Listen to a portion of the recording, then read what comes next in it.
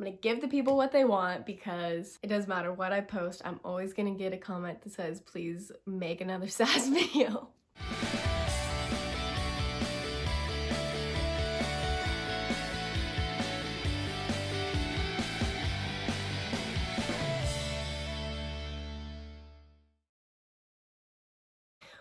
Welcome back. I'm Nina, and if you're new here, welcome. If you're not, welcome back. Yeah, here we are making another SAS video. It's been a while. I have decided to start this series because even though I went on SAS coming up on 2 years ago, people continuously want me to make more SAS videos, which I'm like, like what kind of videos?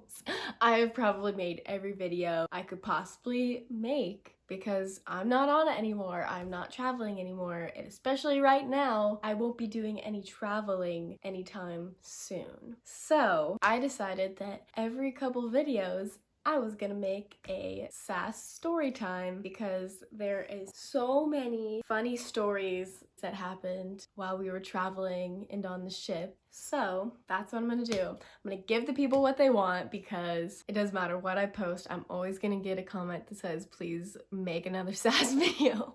And the chances of me going on it again are pretty much zero unless I be a lifelong learner sometime in the far, far future because it costs a bloody fortune. So yeah, I got my shirt on. Yeah, let's do it.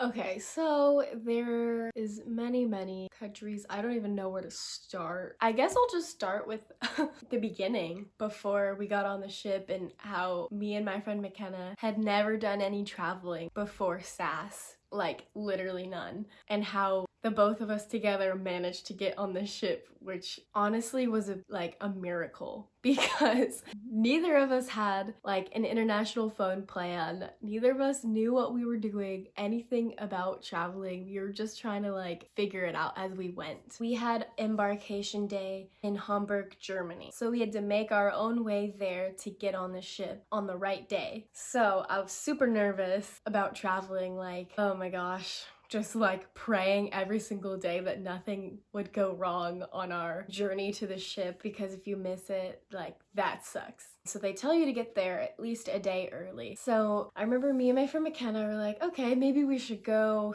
like spend a couple days in somewhere else before we go to Hamburg. So we decided to go to Dublin, Ireland, and since both of us are like, I'm gonna say really frugal people that don't like spending a lot of money, we found the cheapest flight that you could probably find, like direct. Like it was insane. We booked a ticket on this airline called WOW Airlines. And so basically we paid, I think, under $500, I'm pretty sure, for a flight from LAX to Iceland and then Iceland to Dublin. So there was only one layover and it was only 55 minutes, and we had our 2 giant checked bags for the ship, and we had a backpack, and I had my guitar. So we had a ton of stuff to carry. And so, but we didn't really care. We were like, we just want the cheapest thing. We don't care if the seats are bad, if we don't get food, we'll just bring snacks. Like, wasn't a big deal for us. But we walk out to this plane and it's like bright pink with like big like letters on it, and we're like, all right, so that's our plane. And then I remember I was so nervous about our layover because we only had 55 minutes. I was worried they were gonna lose our luggage or like we weren't gonna make the connecting flight. But I don't know, good luck was on our side because we got there almost an hour early to Reykjavik. I think Reykjavik, whatever that city is called in Iceland. We were like, oh, we were so excited that we like did it, we made it. And then we got on our flight to Dublin, made it there, and I remember we were standing at the baggage claim in the Dublin airport, and we got all of our bags off the conveyor belt, and we just stood there, we're like, we did it, we traveled by ourselves, because like, I don't know, That was like the first time I'd been on a plane in like 5 years. I don't travel that much. My family doesn't travel that much. I was so nervous. But we got all of our luggage there. It was a miracle. And then our next challenge was trying to find a taxi to our Airbnb. And so we got outside, got this lady that knew, we showed her the address, she knew where to go, dropped us off, and when we got there, outside with like 4 giant duffel bags, backpack, everything, we realized we didn't have Wi-Fi or a phone to call our host because we rented a room in this lady's house and we couldn't get into the apartment building. And so, all right, what do we do? And so I was trying to figure out how to get Wi-Fi. I was using this app called Wi-Fi Maps, and it wasn't working, and eventually some guy like went in, and so we just like slipped in behind him, and then we made it up. We dragged all of our stuff up 3 or 4 flights of stairs because the elevator is too small. And so we get there and the lady's like, oh, I was wondering when you guys are gonna get here. We're kind of late because of the whole we couldn't get in thing. But honestly, everything just worked out for us, and it really shouldn't have because we were very unprepared. But we got there in the afternoon and we decided to walk around the area. We didn't look at a map. We just like went outside and started walking in one direction, which was a big mistake because we were staying like very close to O'Connell Street, which is like the biggest, it's like where all the stuff is, like near the river channel and all the restaurants and everything. And then so we just ended up walking in the opposite direction, and it started to get a little dicey. Like there's some, I don't know, I don't think it was the best area. We found out after that, and we were super lost, and there's like police cars around, and like, I don't know, people were looking at us funny, like what are these girls doing walking around at this time, because it was getting dark. And then we walked, I think, 5 miles and ended up at this place called the Celt Bar, and that was fun. We were like, ooh, we're at an Irish pub, like yay, we made it. And then we had Wi-Fi, so I looked it up, figured out that our Airbnb was half a mile from the Celt Bar, but we walked in a complete circle, so that was a mistake. But the app Maps Me saved our lives because I had downloaded the map of Dublin on my phone before we left Wi-Fi. So that, if you were gonna travel anywhere, you need to get that app, because if you end up in a place where you don't have cell phone service, that app can have as many maps as you want on it downloaded, and you can have like navigation on there even if you don't have Wi-Fi. So highly recommend Maps Me, and like I've talked about all these apps in my travel apps video, so I will link it right here. So basically our time in Ireland, we basically walked 15 miles a day. Oh my god, we were just so stupid. Like we asked our host, because we didn't want to spend money on taxis or like anything like that, because again, we were very cheap and on a budget. So we would literally eat like have hot chocolate for breakfast and then eat at like 3 p.m. and then go to sleep at 7 p.m. without dinner most nights. But we asked our host how to get to the Dart, because we just found this coastal city. We want to go to the coast. So we found this city called Howth on the map, and we're like, how do we get there? She's like, okay, you have to take the Dart. I'm like, what's the Dart? She's like, it's like the train. You have to go down to the train station. So we woke up super early, not really on purpose because we were severely jet lagged, and we walked at like 6 a.m. to the train station right when it opened and took the first train. We found the Dart, which was crazy because I don't know, I just didn't have a lot of faith in us. Found the Dart, got on the train, and just like didn't get off until the last stop. And we got off, and it was the cutest little city, like beach town type of thing, like right near the water. And we ended up accidentally walking like 15 miles, like this hike around, and it was one of the most beautiful things I've ever seen. And we did not even mean to go there. We did not make any plans at all when we were in Ireland or Germany or anything. We just kind of like let everything happen and just explore. So we ended up on this beautiful hike. If you're ever in Dublin, take the Dart to Howth and go on this hike. We just ended up walking, and then by then it was like only 9, so we took the Dart back to the city, and then we just went sightseeing on foot for hours. Ended up walking like like more than 15 miles. I think the next day we were exhausted, so we just found a cafe near the river, near the bridge, and had some hot chocolate and journaled, and we just like chilled out. We had if you're ever in Dublin, go to this place, the Bubble Waffle Cone Factory. It's in the Temple Bar area. That place was awesome. I will insert some pictures. Oh my gosh, it's so good. That night we got back to our Airbnb and we're like, okay, so our flight, we have to be at the airport at like 3:30 in the morning. Because we're stupid and we picked the cheapest flight to Germany, which was 5:30 in the morning, 6, I think. And so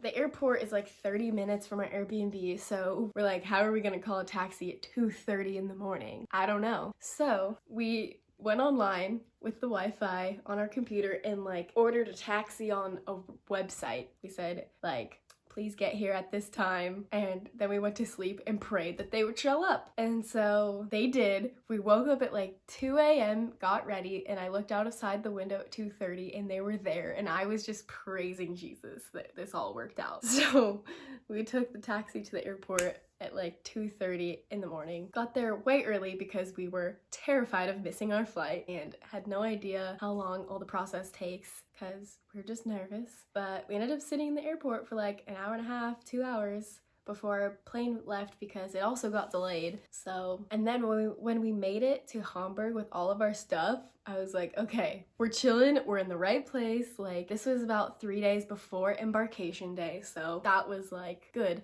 And we were gonna meet up with some sassers that were in Hamburg as well. So I made a mistake about Airbnb that we booked like 6 months earlier in like April, and we were there in September. And so me and McKenna get a taxi. The problem was I didn't have enough Wi-Fi to text our Airbnb host because I accidentally booked it for the day before we got there. So he thought we were coming the day before when we were actually coming the day afterwards. So we accidentally paid like for an extra night. It was super cheap though. And we were gonna get there pretty early in the morning, so I thought I should just pay for an extra night. But we forgot to tell our Airbnb host that before we got there, so we hauled our bags. We got dropped off at this cafe where I thought there was Wi-Fi, but there really wasn't. So we just hauled our bags to the Airbnb via the Maps app. We were sitting outside the Airbnb and we realized we could connect to their Wi-Fi from outside. So we did that, messaged them, they came, they let us in, and that whole thing worked out again. When it really shouldn't have worked out, it worked out. But that was really awesome. We rented like this little room in this guy's apartment. It was pretty nice. And again, we didn't want to pay for taxis. So when we got there, we just started walking towards the city. And it's probably like, oh my God, it's probably 3 miles just to the city, and we made that walk so many times. We went up in this tower. It was a cathedral or it was a cathedral that had like burned, but it was still standing. St. Nikolai or something like that. And so we went up in the elevator. We got to the very top and we could see the ship from the top. We're like, oh my gosh, there's the ship. Like, we could totally walk there. And so when we got back down, we just started walking towards the ship. Literally like no directions. We just saw it and kept walking towards it in the distance. So many mistakes were made. But eventually we made it to the ship and we ran into some people that were also like visiting the ship just to see where it was, and like, so that was kind of cool. It made it real. But when we saw it, it was like, oh my God, like this is happening. But then we had to walk all the way back to our Airbnb, and I was in like these black boots that were like $10. By the end of the voyage, they were falling apart, but like, oh my God, probably the worst thing I could have worn, because I think like 2 miles away from the Airbnb, it started to rain and I was like limping, like hobbling down the street. It was just horrible because my feet hurt so much. But yeah. And then when we met up with the sassers, they said, oh, like, why didn't you just take the metro? And we were like, what? Yeah. So we were pretty dumb because we didn't get a metro pass. That was a learning experience for sure. But once we were connected with people who knew what they were doing, it was great. And so, oh, thank God, because I was worried because my friend McKenna had an earlier embarkation time than I did. And so she was gonna go earlier and I was like worried to take a taxi by myself, but we ended up linking up with my sophomore year roommate who ended up going on SAS, so we linked up with her group and we all went to the ship together and we made it. And when I got there, I was like, I could take a deep breath because I could finally, like, I was relieved that I had made it to the ship. And I texted my mom and I was like, I made it. Or I emailed her. I emailed her from the ship and told her that I had made it to the ship. So honestly, I think it was a more nerve-wracking experience for my mother than for me, because she was worried that I was gonna get lost, which is very valid, because even throughout the whole voyage, if I didn't have my friends, I definitely could not have made it through. Yeah, so I think that's gonna be all for this video, but maybe I'll just go through the whole voyage and make different episodes of each country and my stories from each one, because there's a lot of funny, some scary stories, some wild stories. So comment down below if you liked this video and you want to see more episodes of SAS Storytime, and I will try to keep the SAS flame alive, even though I have not been on it in a very long time. But I understand that's why most people follow me now, is because of my SAS videos. And I heard that because of this whole situation that the fall voyage was canceled, which was so sad for me to hear, because I went on the fall voyage 2 years ago, and if you had told me in like, I don't know, May that it was gonna be canceled after I had spent the past like 6 months planning, it would have been like so devastating. So my heart goes out to everybody who was gonna go on the fall voyage this year. I hope that you guys can still do it in the future, and I hope that by the spring this is all kind of gets better. So thank you for watching. Subscribe for more videos, like this video if you want me to make more SAS videos, and I will see you in my next video. Bye.